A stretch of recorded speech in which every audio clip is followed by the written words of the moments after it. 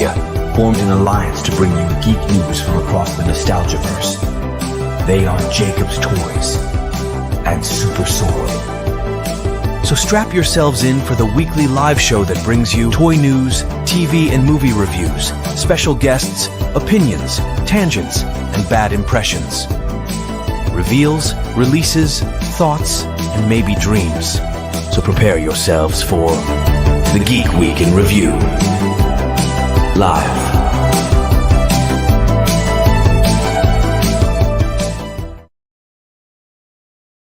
Hello. Hello. All right, Sorrel. How do? How you doing? Hello, everyone. This is the Geek Week, episode 170, 170, which is crazy. Absolutely crazy. What was that noise then? What was that? That was the satellite phone from Jurassic Park. It's my my ring.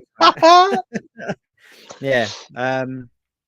Beth's in the chat saying, "Are you live or do I need a refresh?" I'm going to tell her to refresh.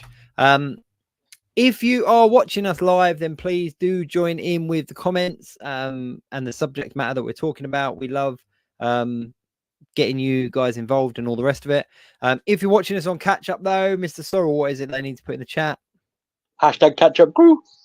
Hashtag catch up crew. And for those regular viewers, you'll see that Mr. Sorrel is back on home turf after a couple of weeks away. So you got a show with me and him today. We've just got to say as well, happy birthday to Shelley's daughter. They're currently trapped. They're currently trapped in their hotel at Disneyland Paris by the sound of things. It's raining. She flew out to Disneyland today, so I hope she's having fun. No. Oh, that's it. That's not good. I just need to address what somebody just said. Somebody went, "Who's got my ringtone?" Lol. Shelley, have you got the Jurassic Park ringtone as well? Have you really? I'm really curious now. Like, let us know. That's the satellite phone from Jurassic Park 3, and I put it on my mobile phone about 15 years ago. And every time I got a new phone, I'm like, oh, I can't let go of the satellite phone. So yeah, so that's my text message tone. So just like in Jurassic Park 3 when the Spinosaurus swallows it. But the really cool thing about this is it goes off like 3 times, and then at the end of it, the Spinosaurus goes. So there we go. Let me just sort out my. I usually have it on silent, but I'm waiting for a message from one of my kids, so it's kind of like I've had to leave it on. But yeah, it's all good. Episode 170. How do we get to 170? That's crazy. Crazy, isn't it? Crazy. It really is crazy. Before we get to today's main sort of topic of discussion, I think we need to discuss Agatha. Oh yeah, you're a horror guy. You're a horror guy. You must be enjoying this one. Yeah, I like the dark side of Marvel in general. So this is right up my street because there's so many things in there that I like. I know I've read most of her storylines, if not all of them, because she doesn't have many. She's not a big character in Marvel by any means. No. So her history is pretty straightforward. But they've heavily lent into the comic books on this one. They really have. Yeah. So the Witch's Road. We won't sort of dive too much into spoilers as such. So I've got messages going off all over the place here. You hear it? Look, everyone's trying to get in touch. Because the people that were coming for them before they ran down the little to go into the Witch's Road. Yes. You know who they are, right? You know what the significance of them are.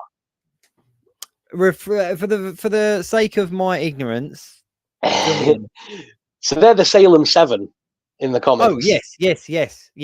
They are literally the grandchildren of Agatha. Yes, which is nuts.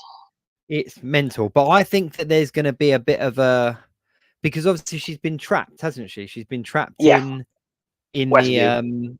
In Westview and in the spell and all the rest of it. But what I think's really interesting is the Witch's Road storyline is predominantly more Wanda's in the comics, isn't it? So they're obviously using that as a good kind of thing for Agatha. I think it's brilliant. I think this is a way to bring Elizabeth Olsen back. I think at the end of this, we're going to find that she's brought back to life. I was thinking that. I was thinking that.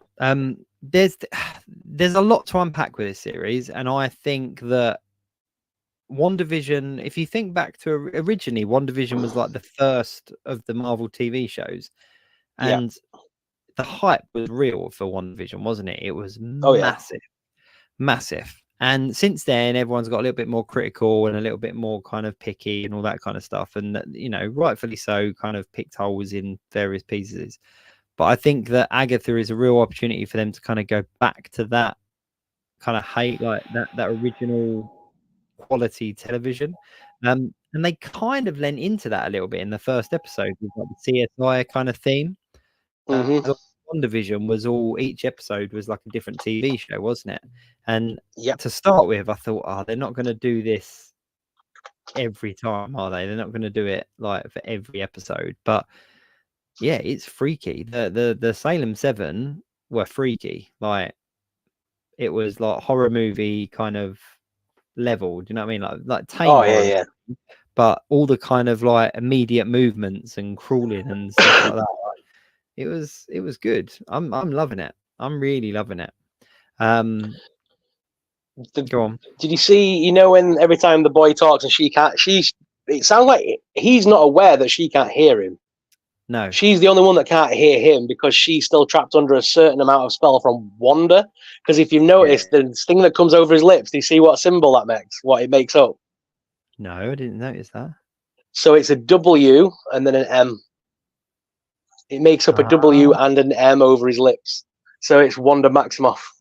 They keep using that same WM symbol. It's the W and the M like that together, and it looks like a squiggly line. But it's two indistinct things. Well, they used it. They used it during a lot of the opening scenes as well, like when they did the that same initials on the brooch, that same initials on the John Doe thing before it becomes Wanda Maximoff. It's that same signature, like before she realizes. So I think there's going to be there's a lot more to do with Wanda's magic still like controlling her at this point. Yeah, definitely. As well. What I thought was interesting as well is that, you know, it's not spoilers as such because you have seen it in kind of trailers and stuff like that. But obviously we see the body of Wanda or a version of Wanda, and it's the hoodie and the foot version of Wanda. But that wasn't the Wanda that we saw in Multiverse of Madness, wasn't it? Well, we did see that version, but that wasn't the main Wanda. It wasn't the Scarlet Witch as such.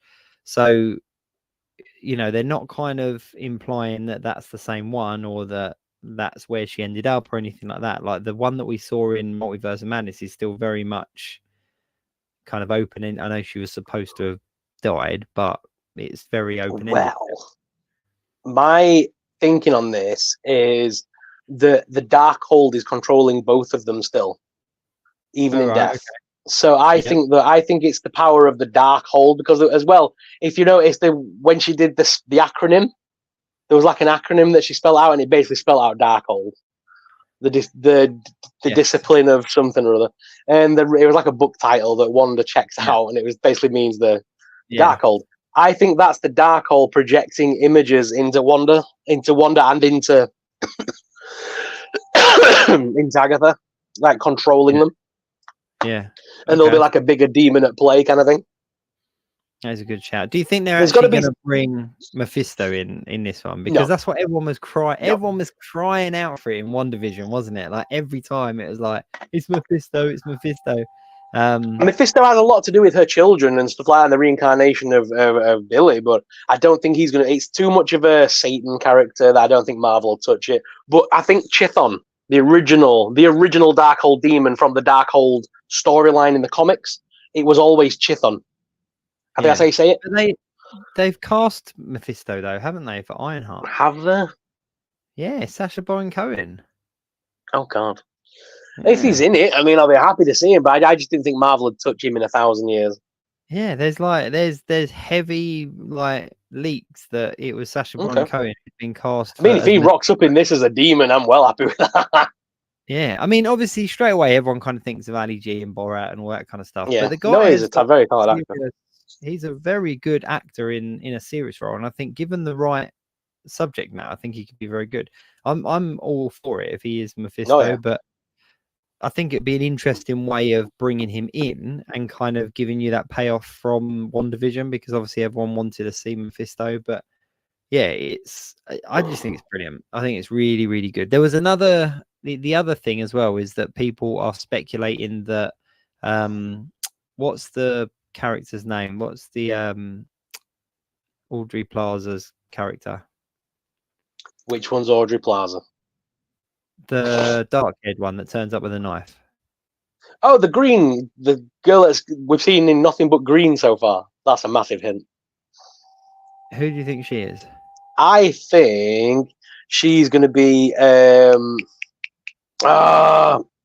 what's her name from the comics? She was one of the Darkholders back in the day. Give me a second. Who do you think it is? Well, there's stuff floating around online saying that she's Blackheart because they keep making reference to Blackheart with her. No, like, there is a lot of references to Darkheart. There's Blackheart, but I think there's a funnier thing at play there that nobody's going to see coming. I think it's Morgana Le Fay. Oh, okay. They've kind of given her name away on the Wikipedia as a different character in Marvel and saying this is the MCU's like own version of this particular character. I think that's a red herring completely. I think she's going to come out as Morgana Le Fay. The fact that she's got the green dagger that Morgana Le Fay uses against Agatha in the comics, and the fact that they hate one another because they're both dark holders, they both fight over the Darkhold, and the fact that she wore all green and has green hair. That in that scene where she comes in all powerful, she's wearing all green, and it's just like the clothes that Morgana would wear. Okay, fair play. But no, you know the woman from, I don't know her name, her from Friends and that 70s show, the little old lady gardener. Yeah. That everyone's now seeing as, oh god, she's not even a proper witch, she's just tagged along. And no, that is Blackheart in disguise. The fact that they said the last name on the roster was just a heart, and they said it was a Blackheart, and she laughed and went, "That's because you used a black pen." No, that's Blackheart literally going to tear the skin off this old woman and become Blackheart underneath. That's going to be, yeah. They're going to have some moment where all the way through they're going to treat her as this dittery old woman that's the neighbor of Agatha, and it's going to have been Blackheart all along. I'm telling you. That just makes good writing. It makes it funny. Yeah, because she was obviously a big character in WandaVision, and she had a husband in WandaVision. I can't remember his name. He died, yeah, apparently. Whatever. But yeah, she mentioned, didn't she? She was like, "Oh, I haven't been out to a party since Clive died." You know. Well, that could be interesting. That's what I think, anyway. Whether it's true, I don't think that. That just seems like it seems plausible. It just seems like people kind of going down the Mephisto route again, but this time with Blackheart because they're making reference to the parts that are in it. But yeah, that'd be cool. That'd be cool. I'd like to see a big monster in it. I mean, we've seen in the trailer, there's obviously some demon-y kind of monsters in it because we've seen it in the trailer. And they're doing the Witch's Road at the end of the day. So it can't just be, you know, a couple of obstacles. Like there's going to be some characters along that road that, you know, that obviously are quite big. And I think Blackheart would be good to kind of go up against them. But yeah. That's interesting. But the boy or the teen, whatever they're referring to him as, because she doesn't really know who he is. That's William Kaplan, isn't it? Yeah, 100%. It's Wiccan. 100%. Yeah. The fact that it's so obviously linked to Wanda. It's so obvious, like look wise and everything, like the color choices in costumes and stuff like that. Like it does not take. They've even gone for the modern look of Wiccan, haven't they, with his haircut and everything? Yeah, he literally is Wiccan.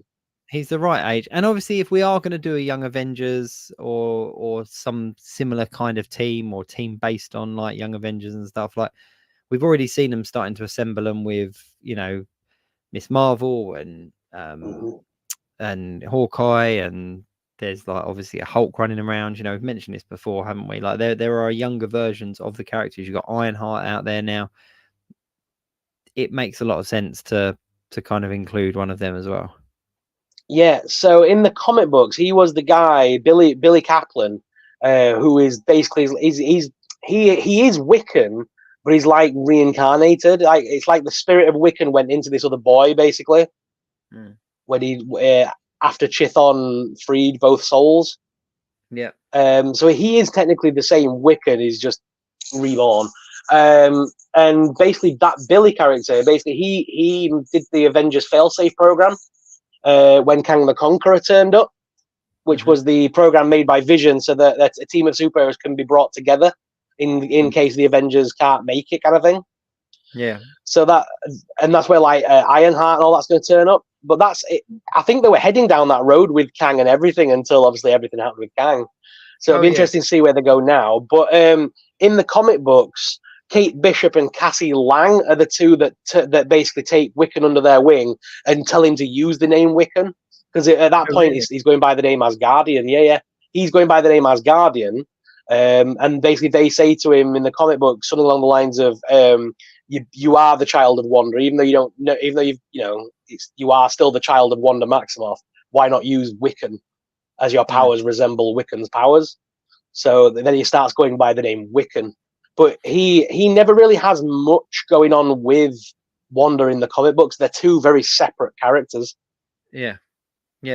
And I like that we're meeting him at a stage where because obviously he's saved Agatha because he wants to elevate his ability, doesn't he? He wants to be. He's going on the witch's road to be all powerful, isn't he? That's what his kind of desire is. So I think it's interesting that we're seeing him in this. This is very much like an origin story for him, without it being an origin story. So I think it's a very good way of introducing us to one of these younger characters. Yeah. And in the my last final note that I made was in the comic books there was a comic series called The Dark Reign, in which Chithon's the main villain in it, and basically Chithon was turning characters to stone and stuff like that in it, and Wiccan was saved by the Sorcerer Supreme, Doctor Strange. Oh right. And then he took Wiccan under his wing for a while and trained him. So I mean that could be another way out for that character. We could have a Doctor Strange cameo maybe, and let him sort of teach him the mystical arts. It'd be fun, or even a Wong. Yeah, I can't imagine him sticking around with Agatha after everything. No, I'm pretty sure he's seeing Agatha as like a means to an end, isn't he? I think she'll find out who he is, and there'll be a big hoo-ha, won't there? Oh, definitely, 100%. Well, she's not going to want to hang around with him when she finds out that he's tied to Wanda. If my thinking was, if they were going to do X-Men, and they wanted to do it well and good and stuff, I think they could bring back Wanda, but because she's come back from the dead, she comes back as the more unstable Wanda that we used to from the comic books that doesn't realize her own powers, and the flip of an act can get rid of all the X-Men in one breath kind of thing. Yeah. Like bring her back as like her Omega level Scarlet Witch that even Professor X can't control. You know what I mean? That version is like almost going to be like the Phoenix level kind of character. Speaking of X-Men, did you read as well that supposedly the version of the movie that they're putting together doesn't include Wolverine? Really? No Wolverine in the latest comics? No, in the movie, the X-Men. Oh, in the next. Oh, sorry. Sorry, I've missed what you said there. In the next movie, there's going to be no Wolverine. Well, that's the rumor, that the story that they're writing doesn't include Wolverine. I'm not mad about that. We've had hundreds of Wolverine, and Hugh Jackman's been around for years, and I think it's a good Disney's going to make him. Yeah, it's a good way of securing his legacy as Wolverine by not recasting him at all. But on the flip side of that as well, there are also talks for more Wolverine from Henry Cavill. Okay. So for us to see more of that Wolverine. So there is lots going on with the X-Men movies. Speaking of kind of directions and that though, before we do move on from Agatha, where do you think this is taking her? Because I know you've mentioned Fantastic Four before, but do you think this is going to be the kind of swan song for her, and we're going to sort of see it's going to be left kind of like a bit ambiguous, or do you think they've got a direction for her in the bigger? No, I think they're going to keep her around. There's no way they're going to. She's a good little side character that's funny. She's got natural wit and charisma. She's good at what she does. I can't see them getting rid of her. She's in the comic books for a long time. The only thing they could do, if they were planning on extending the darker side of the universes, in the comic books, she does die and comes back as a ghost. So I mean, they could have her in her spectral form, basically, as they call it, and guiding the Midnight Suns, because that's what she's in the comics. She's the guide of the Midnight Suns, basically. Make a Midnight Suns movie. Mate, I think TV's the way forward for Midnight Suns. I keep saying it. I think Blade on the big screen's cool, but I think a TV series would do better. 100% TV. Oh, a TV show with Robbie Reyes, Blade, Magic, Moon Knight, Magic. Like, it would be a good TV show. Right, before we move on from Marvel, one last thing, because we mentioned Blade. Have you seen as well that there are also talks that Wesley Snipes is going to like pick up the mantle again as Blade? And they keep saying it'd be cool if they do. There's heavy rumors that they are now rewriting a movie for this version of Blade, because they have no choice. They're screwed. No, and I just think that, you know, for that one kind of line where he said, you know, there's never been another Blade, there'll never be another Blade, or whatever it was he said in Deadpool. Surely they wouldn't get away with that if there was another one around the corner. Yeah, Blade in his current run of the comics and in the video game and everything like that, in the Midnight Suns, he's more of a protector of the Midnight Suns. So like Robbie Reyes is a kid, Magic's a kid, Nico's a kid. They're all young'uns and they're all looked after by Caretaker. And Blade is just there as their kind of like muscle. He's there as their Wolverine. You know what I mean? He's the big tank they bring in when they need a bad guy to kill some demons. They bring him in at last minute kind of thing. So it would be cool to see them build up the young Midnight Suns and have Blade just as there, Wesley Snipes as Blade, just there as, I'm always here if you need me kind of thing. I'll always be in the shadows. Just have him around. What cracked me up about that line though in Deadpool is that there was another Blade, because obviously there was the one, what's his name? Sticky Fingers or something? His name is that what his name was? He's got some I'm gonna have to Google it. But he did like a full TV show. I'm sure that's his name. I'm gonna actually they did it. I've got it on DVD. They did a series and a TV movie. Oh really? Mm-hmm. Yeah, it was on FX. It is Sticky Fingers with a Z. Oh dear. Yeah, he's like a rapper, or he's a rapper. Yeah. Do you reckon Ryan Reynolds is really billing for this idea of Blade so that he can come back as Hannibal King? I don't know. And try and do a more comic accurate, because obviously he could get away with it. I just think I wonder if he wants to do a more comic accurate version. Yeah. So he could disguise himself a bit more then. The funny thing is that Sticky Fingers, who played Blade in the TV show, he's 50 now. So he's not like young. So no, he was never young. You look at Blade as, Wesley Snipes is old, but like even the other Blade that we had is older as well. I mean, I'm going to be honest, I've never watched the entire TV show. I watched a little bit and I was kind of, I wouldn't bother. It's not good. No, it's a bit like when they made the Crow TV series. It's like, why? Who made this? Yeah. But anyway, enough about Marvel. Today was about DC. So let's jump on to DC. 85 years of Batman. And we don't do a DC show very often, do we? No, we don't. It's very few and far between. Yeah. But with the anniversary of Batman, it felt right. Yeah. So obviously Batman Day was Friday, was it? Saturday, yesterday. Saturday. So my weekend is all blurred into one. But yeah, so yesterday was Batman Day. 85 years of Batman. That's crazy. It did make me realize as well that I actually haven't got a Batman figure on display. So really? In honor of Batman Day, I've been looking at kind of 1/6 scale Batman figures, and I'm really torn as to which one to get, because there's been a lot of good Batman characters. Like, I've slowly. So what I've done is, I've got Poison Ivy, Mr. Freeze, and I've now got Riddler and Two-Face. So I'm waiting for them to do Penguin, Catwoman, and Joker, and then I'm going to get a Keaton Batman to stand with them. Nice. And I'm going to have that as my little homage to the movies of my childhood, Batman. I'm really annoyed I slept on those waves. Like really annoyed because they are good You can figures. still kind of get them. The Poison Ivy is the best one. She looks amazing. Yeah. I was thinking, I was like, do I try to track down that wave and have a 1/6 scale, a 1/12 scale display? Because obviously McFarlane figures are like 7 inches, aren't they? So they're a little Yeah. bit bigger than my 6-inch figures, but obviously not as big as my 12-inch figures.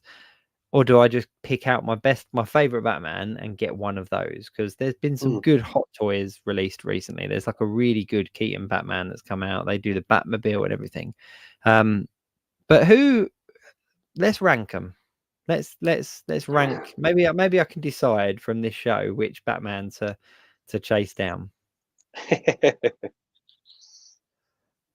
Let's actually discuss who the best Batman was in our opinion. Who are we including? Because this is the thing.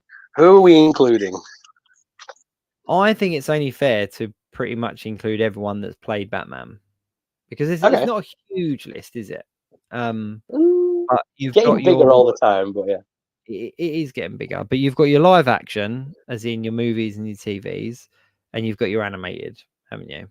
Yeah. Are we including William Arnett? Yeah. He's my favorite Batman at the minute. Lego Batman. A 1/6 scale Lego Batman figure would look really out of place on my shelf. And if I got the accurate Batman figure, it would just disappear. But he was my favorite Batman, and the reason being is I was heavy into Lego at the time as well, like collecting Lego properly when that film came out, and I had everything. I got every set that was released, all the little poly bags and the everything. And I even customized a whole bunch to kind of do that end credit scene with all the characters in the white suits. That was amazing. Because you got like the main four, I think it was, or you got Batman, Robin, Batwoman, and Joker, I think, in their white suits in like one of the big mega sets. And I was like, well, I need everyone else. So I just started customizing all these little ones. Yeah, let's include him as well. Okay. Let's include him as well. All right, then. So have you got a rough idea of how many people there are? 1, 2, 3, 4, 5, 6, 7, 8, 9. 10 is what you're going to consider. So to give you the list, Adam West, obviously, Michael Keaton, Kevin Conroy as the voice, Val Kilmer, George Clooney, Christian Bale, Ben Affleck, William Arnett, Robert Pattinson, and then just for shits and giggles, Keanu Reeves from the Super Pets movie. Oh yeah. He was the voice. Oh yeah. All right, that's so 10, that I've got 10. I've got 10. So I mean that's the good list. There is the original black and white Batman, but everyone always forgets about him. There is the original one that came before Adam West. I think it was a silent movie from back in the day. Yeah, very old movie, black and white jobber. But yeah, nobody really talked about that one. It was like unofficial, official, if that makes sense. Let's rank our kind of our media Batmen, because obviously in the comics as well, if you include in comics, the list would be 3 or 4 times that length, because you've got different versions, you've got different ages and that kind of stuff.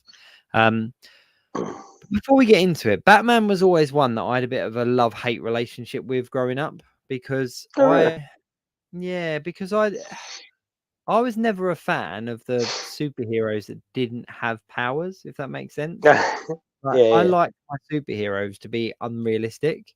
And so when it came to kind of Batman or Superman, I always favored Superman. It was always, I prefer Superman because he's kind of Batman's superpower is being rich, and I know they've made kind of a joke out of that in recent years, but then as I got older, I kind of more appreciated him more and more and really liked him more and more.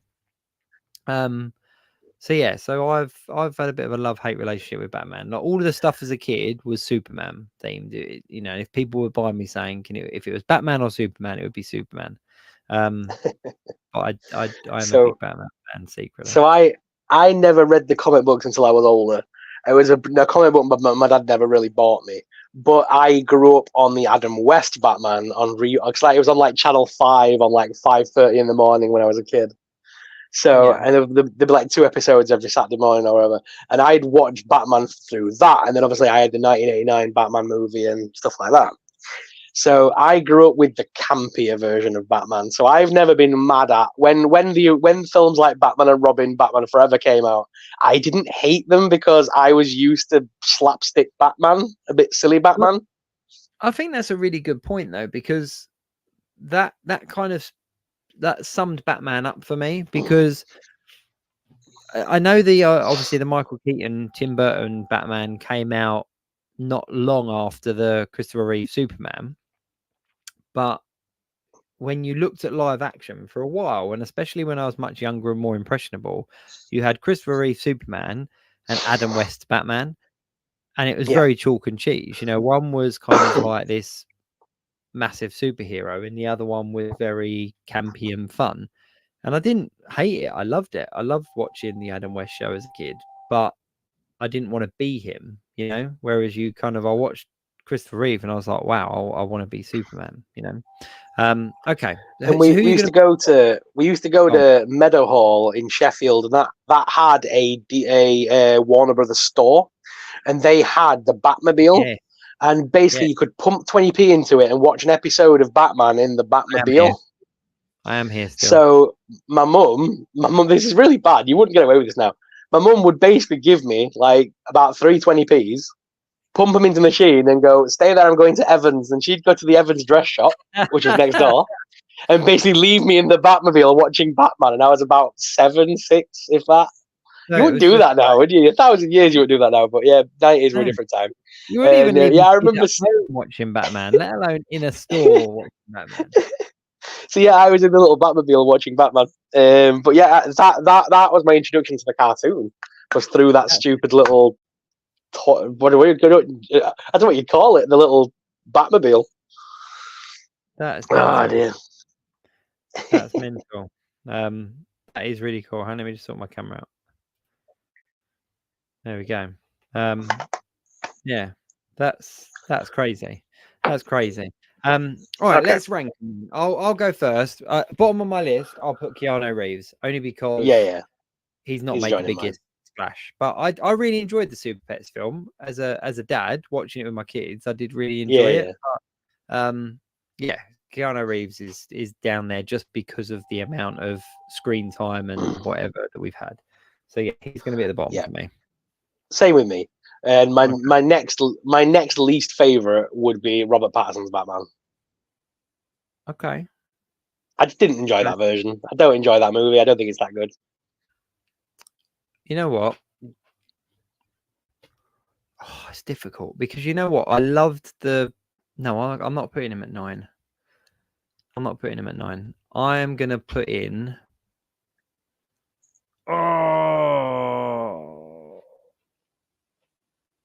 Robert Pattinson's Batman. I can't warrant putting anyone else in that place. I did really like it, but I like the film more for things like the cinematography of it and the score and everything like that. Yeah. Okay. Yeah. I'll join you on that one. Robert Pattinson. Next for me is Kilmer. Yep, I agree with that one as well, actually. It's just the one that I couldn't... He was the middle guy, wasn't he? He was between Clooney and Keaton and was just... I don't know, he's the weird one in the middle. Who was his villain? Two-Face and Riddler. Was that Kilmer? Tommy Lee Jones, and that was Kilmer. See, you know what? I remember what's she called as well in that, wouldn't it? The villain. And we get the young Nicole Kidman in that one as well, looking very nice. Yeah, see, I remember that film more for the villains than I do for the Batman. It was all his awkward lines as Bruce Wayne was like, "Do you trouble sleeping, Doctor?" Everything he says just sounds like a pest. Yeah, he just felt to me like a bit of a, like with James Bond films where you get kind of really significant James Bonds, like Sean Connery's James Bond, but then you get other Bonds that kind of look like they're trying to do what the previous one did, but not doing it very well. And he just felt like he was trying to play somebody else's Batman instead of his own. Yeah. Yeah. It was like he was trying to keep up with Keaton's Batman. He was trying to be the next Keaton, wasn't he? Yeah. Okay. Yeah, I'm with you on that one. I'll put that one there. Yeah. Next for me would be Bale. Okay. Bale was cool at the time, but he was never a Bruce. He was cool in the suit, and he did the voice very well. But he wasn't. His Bruce Wayne was crap. He didn't feel like a Bruce Wayne. He just looked like a thug. All right. I'm not going to put Bale Bruce to me has to be like Bruce to me has always been like a James Bond kind of suave, millionaire, in the mansion kind of thing, and that's where and that's where I think is the opposite because my next one would be Clooney, because I think again the opposite. I think he plays a very good Bruce Wayne, but he's a crap Batman. Yeah. See, I would. But I like his Bruce Wayne. So yeah, so mine would be Bale then Clooney. No, see, I'm going to put Clooney first. Yeah. Because of that reason, his Bruce Wayne was very good, and he had much more. I remember that the films. I remember him more as Bruce Wayne. Yeah, than Batman. Yeah. So I'm going to put Clooney, and then Bale. So mine are the same, but it's the other way around. I really enjoyed the Batman films. The what's the director? I don't know. Nolan. Christopher Nolan. Nolan's Batman. Yeah. I really enjoyed them. I think my most frustrating thing with them was the lack of payoff at the end of the third one. Yeah. Because obviously they kind of set up for Robin and all that kind of stuff. And I just think that the feel of the movies, I don't want to say grounded, because I hate the word grounded when it comes to superhero films. I think it's ridiculous. But it felt a little bit more realistic than some of the others. And it was things like Bane's character. Okay, wasn't anything like he was in the comic books, but it was a good version of that version of Bane. And I just think that those films had a lot of potential to bring in other characters from the comic books that would suit that version, like Nightwing or Jason Todd, or do you know what I mean? Like there are characters that would have fitted into that Nolan universe really, really well that we just never met. Yeah, agreed. Yeah, so I just think, I mean, I'd love to have seen like Jason Todd or Nightwing or something like that show up in those, but I get what he was trying to do. He didn't want the whole kind of, he wanted him to just be that kind of solo person and go down that route. But yeah, I got to put Bale a little bit higher because I did enjoy him at the time. They didn't age particularly well. Like I can't go back and watch them and enjoy them as much, but at the time I really did enjoy them. I remember being in the cinema for the first time watching Batman Begins, and I must have been about 14, 15 maybe. Yeah. I was with my friend, and I remember physically laughing at his voice for the first. When he does he's got that guy upside down on that building. He's like, "Where are they hiding? Where is he?" Does that voice for the first time. He just screams at him. I remember laughing out loud physically at that. You've seen the College Humor Mickey take where he's trying to get the voice. Yeah. Where is she? Where is she? Oh, excuse me. No, that one was good. Yeah. All right. Okay. So what number are we on now? 5. 10, 9, 8, 7, 6. Because I did Bale then Clooney, so 6. So we're on 5. Okay. So we've got. Who have we got left? We've got. So you've still got William Arnett. You've still got Kevin Conroy, Michael Keaton, Adam West, and Ben Affleck. Okay. So next for me would be Affleck. Next for me would be Adam West. Sorry. Don't cancel me. I'm sorry. The only reason being is that because it was campy, I loved it to be campy and jokey and all the rest of it. But as I said, I love it, and he's a classic Batman. There's no denying that he's a classic Batman. But it kind of became a parody of itself, and you can't deny that it jumped the shark. Do you know what I mean? Like the shark repellent stuff, and yeah, there's just yeah, I've got to put that in at 5. Okay. My number 4 would be William Arnett. Hang on, why did you put Ben Affleck at 5? But he's just the next in line for me. He's not my favorite. He's not my number 1. He's nowhere near my top 4, like my top 4, but he's in top 5. Okay. I'm just not a massive. He was all right, wasn't he? He was all right, but it was one of the ones where we all hated him originally, and then he come round and he did the role, and everyone loved him for it because we all thought he was going to do a Murdoch on us. But he didn't. He did a very good role. He beefed up for it. He looked good. I weren't a fan of that storyline. Where's Martha? I just can't deal with that. No, okay. So your 4 would be Will Arnett. Yeah. Lego Batman. Lego Batman. He's Lego Batman. He's fun, but he's Lego Batman. Okay, my 4 would be Bale. Not Bale, sorry. Ben Affleck. Yeah. Only because when he was first cast and when you first saw him in the suits and everything like that, I just thought the potential was really there. And I still, to this day, don't think that they fully used him to his capacity. No, they didn't. And you know what? He's another perfect example for me of perfect Bruce Wayne. Not so good Batman, but perfect Bruce Wayne. Yeah, see, I really he had the seniority, the suaveness. He looked good as Bruce Wayne. I just don't think he was a very good Batman. See, I disagree that I really liked his Batman because he was also the only Batman in live action that we saw with that amount of kind of superhero friends. Yeah. And I just think it's a really weird character to play because you're a big fish in a small pond, but you're also the smallest fish in the pond of big fish, if that makes sense, without using too many analogies. And I think it's a really difficult kind of line to walk because he's Batman at the end of the day, but then compared to his mates, he's got nothing on him.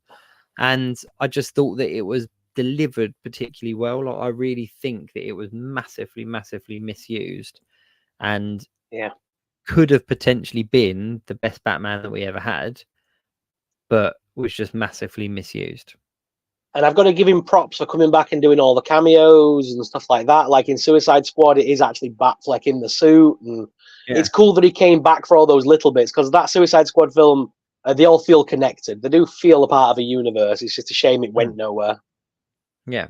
And I think, it can't be denied, like, the Zack Snyder cuts of the movie were better. The Justice League movie was butchered, and then obviously the Zack Snyder cut was obviously much better, but it was just a real mixed match of DC not kind of getting their ducks in a line. Yeah.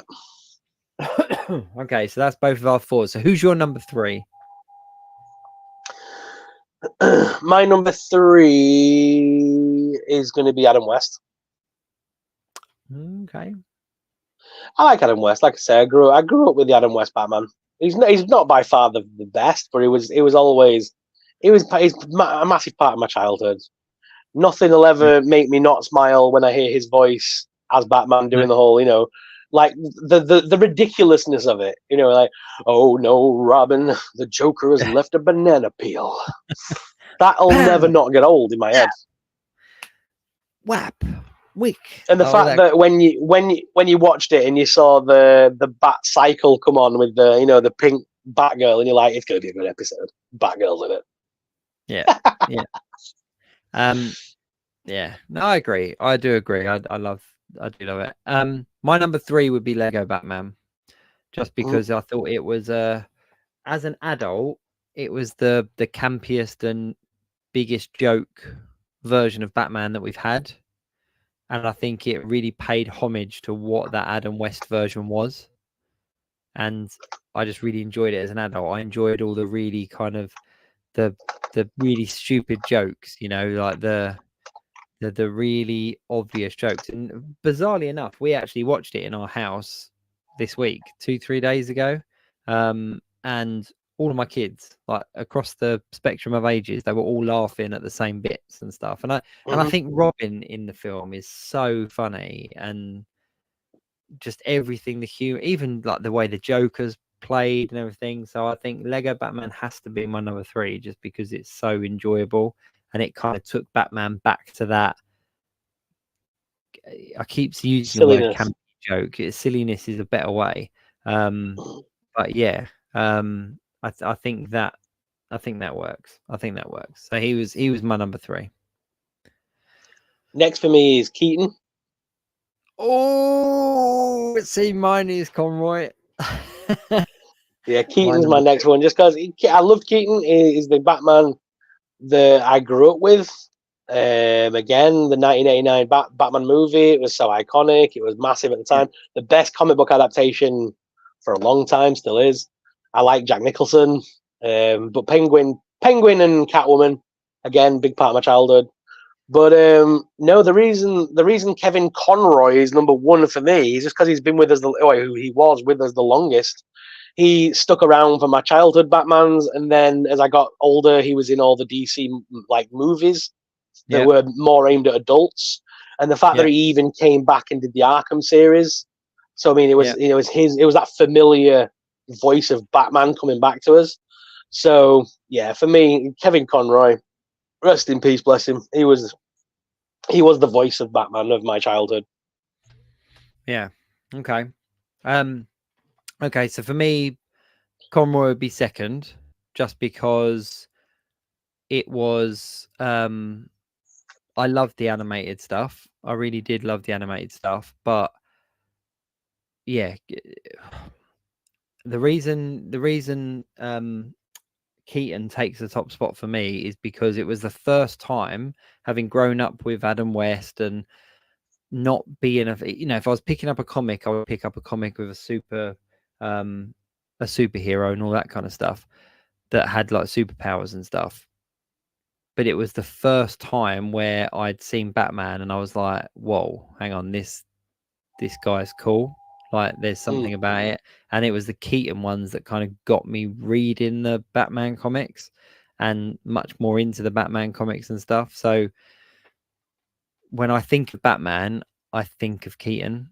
Yeah. And I think that is a real kind of, telling point of who your top person is when somebody names a character and says to you, oh, Batman's really cool. Who is it that comes to mind? And if I'm totally honest with myself, whenever when we were talking about Batman episode, for example, I see Keaton, I see that version of the logo, I see that suit and all that kind of stuff. Do you know that the thing is with Keaton, he wants to do another Batman movie, and do you know that every person that played the villains in those original movies have said they would happily come back? Oh, really? Danny DeVito said he would don the suit one more time for if Keaton was in it. Wow. Like, there's so many of them have come out. Like, Uma Thurman had said she would love to be opposite Keaton's Batman. And so, wow. I mean, all of them have said they would like to play aging versions of themselves, which would be awesome. And that could be an awesome way of using Keaton and then introducing Batman Beyond as a live action thing. Use those old actors as a stepping point, and then let either Nightwing or Batman Beyond step off from that point in the movies. Yeah. That would be amazing. But yeah. I mean, I think I've told you before, haven't I? My love-hate relationship with Batman, haven't I? Like with Keaton's Batman and Penguin. Have I explained that story before? No, go for it. Oh, yes, you have. Yeah, have I mentioned it? For the sake of anyone that's not watching, just tell them again.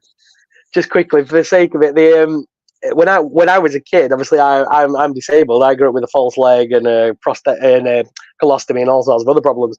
And basically, the story of Penguin is that his parents gave birth to him, who was deformed, and they just threw him down the sewers. That is literally it. There was nothing wrong with him. He was just slightly deformed, so they threw him away. And then throughout that movie, I then struggled to not love that character because I'm different, and I thought, well, do my parents not love me because I've got disabilities and deformed? Like, I'm deformed. So that was like a thing in my head as a child. So I always rooted for the Penguin in that film. The sad thing is, as well, is that that's like you just wouldn't get a storyline like that nowadays, would you? Like, No, you wouldn't. People are wouldn't too be allowed soft. to do it.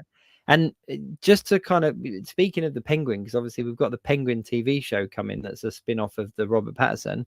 And they've renamed him, haven't they? So I've not watched it yet. His name's Oz Cobb or something like that, as opposed to Oswald Cobblepot. Oswald And Cobblepot, the reason they did it is because they wanted him to be more grounded. And it was like the whole point of the Penguin is to not be grounded. Like it's not a character that you kind of think of as a grounded character. Like I want him to be different. I want him to be somebody that I'm kind of like, whoa, this guy is like the Penguin. Do you know what I mean? But I think that TV show is trying to treat him as like a Tony Soprano kind of character. Yeah, that's why I get the vibes I get from it. Oh, 100%, 100%. The only other Batman I can think of is the one that we got in Gotham, the Bruce Wayne that we got in Gotham, because obviously he kind of donned the suit at the end as well, didn't he? So that was a build-up that didn't pay off for me. I was like, no, it was horrible. Keep him as he is. Keep him as he is. Rachel Fogg Laura in the chats has said, SuperSorrell, you and your co-host, I do have a name, it's Jacob, just thanks very much. Could totally have a geek panel discussion at San Diego Comic Con. Well, massively appreciate that, Rachel. That's a very kind thing to say. That'd be a lot of fun, wouldn't it? Just talking about who our best Batman is. Just talking about Batman. That's fine. Sorrel, I need to jump.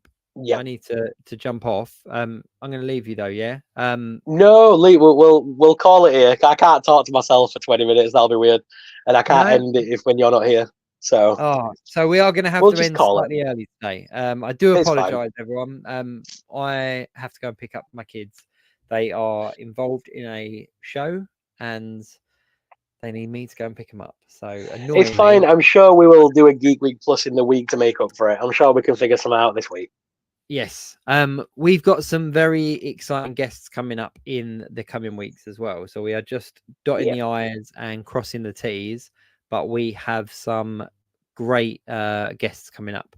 One of which I can tell you because we've kind of pretty much confirmed it, but Steve Evans is going to join us again in the next couple of weeks. But we do have some good guests coming up as well. So we will keep posted with what's going on. He will officially be the longest running guest. He will. He's taking that top spot when he comes on. He will be the top runner with 4 appearances. Yeah.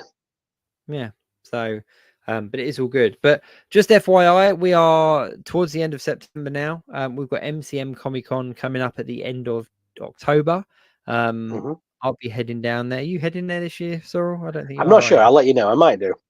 Yeah. If I can do it, I will.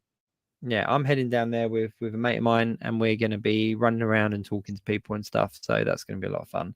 But yeah, we've got lots of exciting things going on. And me and Sorrel have been talking, and we've got a lot of interesting and fun things coming up in the coming months, haven't we?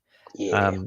So yeah, it's 170 episodes so far. I mean, that's I'm pretty chuffed with that, to be fair. Yeah, man.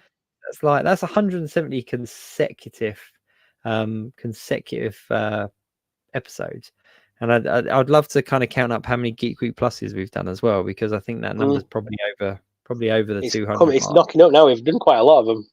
Yeah. So we are every week on the same time, same day, we will come out and do Geek Week, and we try to get the episodes out kind of midweek, Wednesday-ish.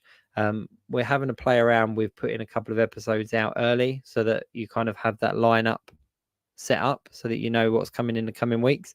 But yeah, we're here same time, same week, same time, same place, and all the rest of it. I Like Scream and Ice Cream said, when is show number 100000? No idea. Like, we'll be old and grey by the time that number comes around. But yeah, but we will be back next week. Keep your eye on our social channels for what the theme's going to be. Of course, check the description of the video. It's got all of the links to our regular show and to our other channels and stuff like that. And if you are watching on Catch Up, Sorrel, what do they need to put? #CatchUpCrew. catch-up crew. Fantastic. Thanks everyone for tuning in. Sorry we have to start off early this week, but yeah, we'll be back next week. Thanks, Shelley. Enjoy the rest of your holiday. Enjoy the rest of your time. Rachel, SuperSorrell, and Jacob, the dynamic duo. There we go. We'll be back next week. Question is, who's Batman, who's Robin? There we go. See you next week. Keep it geek. Thanks for watching. Please like, share, and of course subscribe. Tune in next week for another live show. Until then, keep it geek.